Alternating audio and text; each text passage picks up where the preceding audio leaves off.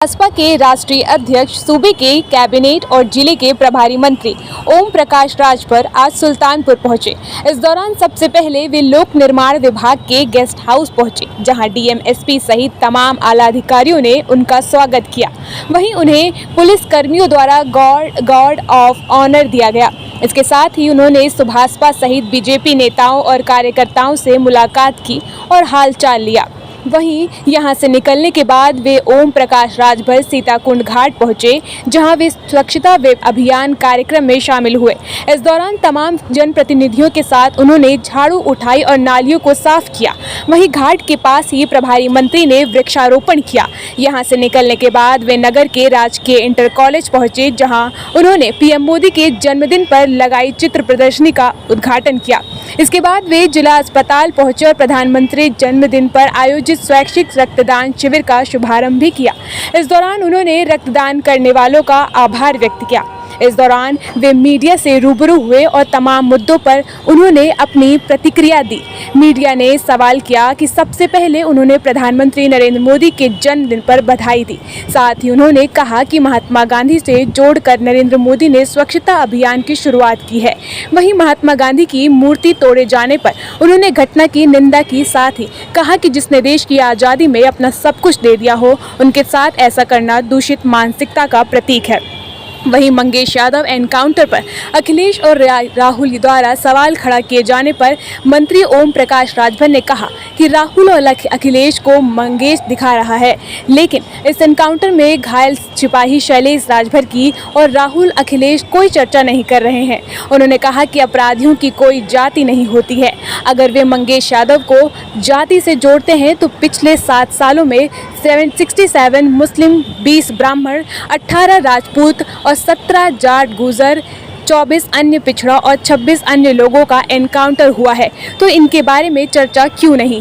केवल यादव के बारे में चर्चा क्यों? ये जातिवाद को बढ़ावा देने का काम, अपराधियों को जाति से जोड़ना, जाति को बदनाम करना होता है। वहीं पीड़ित किसी की सरकार में ज़्यादा सुरक्षित के हैं सवाल पर मंत्री राजभर ने कहा कि एनडीए की सरकार में ज़्यादा सुरक्षित है। पहले गणेश पूजा, दुर्गा पूजा, विजयदशमी जैसे त्योहारों में दंगे होते थे, लेकिन योगी मोदी जी की सरकार में दंगे नहीं हो रहे हैं। उससे सभी को राहत है। देश में कानून का राज है। लोग थाने पर जाकर एफआईआर करवा ले रहे हैं। देखिए, आज हमारे देश के प्रधानमंत्री माननीय नरेंद्र मोदी जी का जन्मदिन है।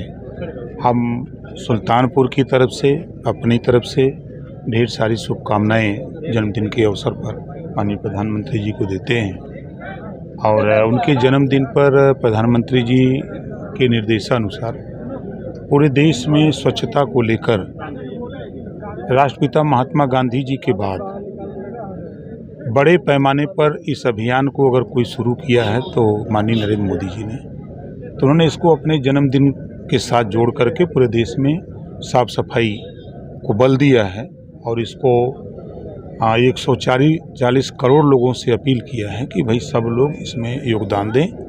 और साफ सफाई रहेगी तो बीमारी नहीं होगी, बीमारी नहीं होगी तो हम खुशहाल होंगे। तो जब हम खुशहाल होंगे तो प्रदेश खुशहाल होगा, प्रदेश खुशहाल होगा तो देश खुशहाल होगा। तो इसी उद्देश्य से आज हम लोग इधर आए। महात्मा गांधी के सपने को स्वच्छता के प्रधानमंत्री स्वीकार कर रहे हैं, वहीं जिले में महात्मा गांधी की प्रतिमा को कुछ लोगों ने तोड़ दिया है। देखिए, अलग अलग विचार के लोग हैं, अलग अलग सोच के लोग हैं, और ऐसी घटना की हम निंदा करते हैं कि जिस महापुरुष ने देश को आज़ादी दिलाने के लिए क्या नहीं झेला लोगों ने, बड़ी कुर्बानी के बाद तब हम लोग आज़ाद हुए हैं। ऐसे करने वाले लोग मानसिकता दूषित है, ऐसा नहीं करना चाहिए। मंगेश यादव का एक पुलिस मुठभेड़ में जान चली गई। एसटीएफ ने एक डकैत कह करके उससे मुठभेड़ की थी।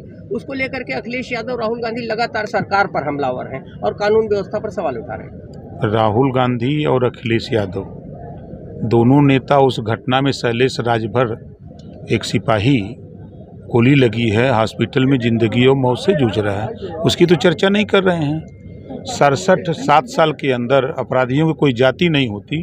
अगर वो मंगेश यादव को जाति से जोड़ रहे हैं तो 67 मुसलमान, 20 ब्राह्मण, 18 राजपूत, 17 गुजर और जाट, 24 अति पिछड़ा और शेष अन्य 26, तो इन लोगों के विषय में क्यों नहीं चर्चा करते? खाली यादव की चर्चा क्यों करते हैं? ये जातिवाद को बढ़ावा देने का काम, अपराधियों को जाति से जोड़ना जाति को बदनाम करने के बराबर होता है। आपकी सरकार में पीडीए के लोग ज़्यादा सुरक्षित हैं या अखिलेश की? एनडीए गठबंधन हमारी सरकार में, आप उठा के देखिए कि अभी गणपति पूजा हुआ, आगे विजयदशमी आ रही है, ऐसे मौक़ों पर प्रदेश में दंगे होते थे। कांग्रेस की सरकार थी, सपा की सरकारों में, लेकिन आज योगी जी की सरकार और मोदी जी की सरकार में आज दंगे नहीं हो रहे हैं, न कर्फ्यू लग रहे हैं। इससे तो राहत सभी वर्ग, सभी धर्म के लोगों को है। और आज प्रदेश में कानून का राज है, और कानून के राज में कम से कम थाने पर जाके लोग एफआईआर अपनी करा ले रहे हैं। नहीं हो रहा है तो दबाव बना के हो जा रहा है, लेकिन उन लोगों की सरकार में एफआईआर तक नहीं होते थे। अखिलेश यादव ने अभी एक इंटरव्यू के दौरान कहा उत्तर प्रदेश में डबल इंजन की सरकार नहीं, डबल इंजन की तकरार है, इस पे क्या? ललितपुर की घटना आप बताइए।